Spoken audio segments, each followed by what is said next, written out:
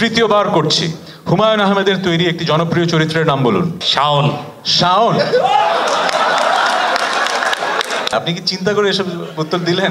হুমায়ুন আহমেদের ভক্ত আছেন এখানে না? দুজনের মধ্যে সব কাজ ওনার দেখেছেন, সব বই পড়া পড়েননি? আহা, না না না, কথা বলতে পারেন না, আপনাকে থাকতে হবে।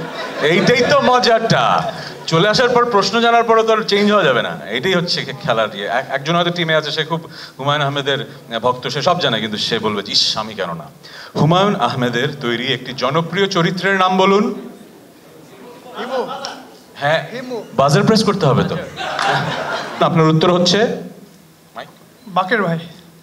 বাকের ভাই ডেফিনেটলি খুবই জনপ্রিয় একটা চরিত্র, লিস্টে তো থাকবেই, কিন্তু কত নম্বরে আছে বাকের ভাই?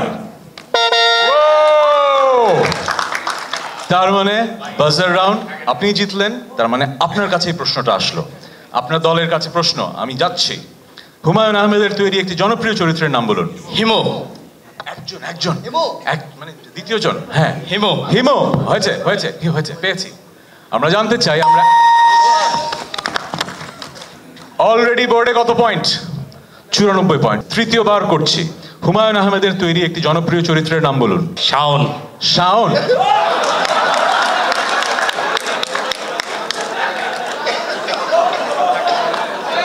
আমরা এমন একটা যুগে বসবাস করি যে আমরা মানে সবসময় ক্যামেরা ধরা থাকে, তো কখন কোন জিনিসটা ভাইরাল হয়ে যায়। আপনি কি চিন্তা করে এসব উত্তর দিলেন?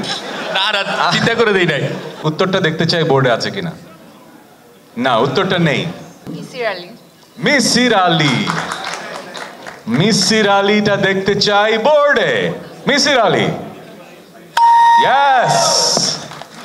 অনেকদিন পর তো হোস্ট করছি, আমি নিজেই ভুলে গিয়েছিলাম।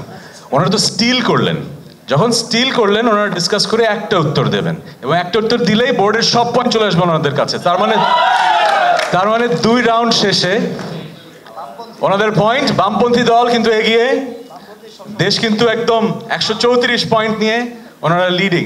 আর 134 পয়েন্ট মানে 13,400 টাকা ওনাদের ব্যাংকে অলরেডি জমা হয়ে গেছে। ওনারা জিতুক কি হারুক, তালি। বেশি রাগ হলে কি করেন?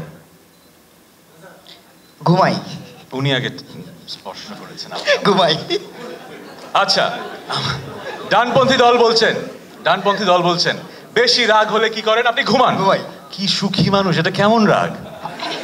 নিজেকে কন্ট্রোল করার জন্য আর কি, যেন সেই অ্যাগ্রেশনটা অন্য কারো উপরে। মানুষের রাগ হলে তো প্রেশার বেড়ে যায়, মানুষ কি ঘুমাতে পারে নাকি? এই জন্য আমি ঘুমায় যাই। তারপর কি ঘুম থেকে উঠলে রাগ ঠিক হয়ে যায়? তখন ঠিক হয়ে যায়। Inspiration, role model. আপনি একজন মোটিভেশনাল স্পিকার হিসেবে ভালো করবেন, কারণ আমি শিখতে পারলাম একটা ব্যাপার।